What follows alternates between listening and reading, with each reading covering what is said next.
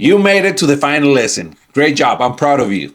I'm excited for you as well. So now let's talk about advanced tips. You can ask ChatGPT to act like a teacher, a coach, or even a travel guide. Whatever you want. Let me give you an example. Now, the example is pretend you are a coach. Help me prepare for a soccer game. Boom. It'll give you a plan, you know.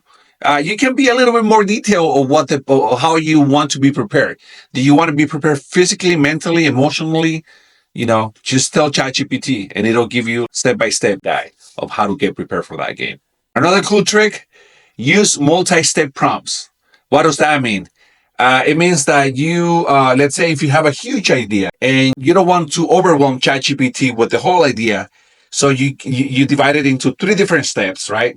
So you give step number 1, it'll give you results, and you said, okay, thank you, ChatGPT. Now that you gave me these results, now I want you to figure it out if I did this. Boom, ChatGPT is going to give you that.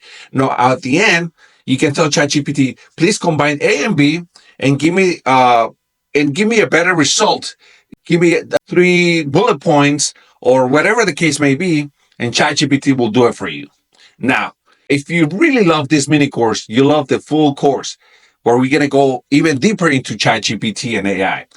Don't forget to subscribe and check out the link for more details. I'll see you on the next one. And don't forget to share it with a friend that needs some ChatGPT love. I'll see you then.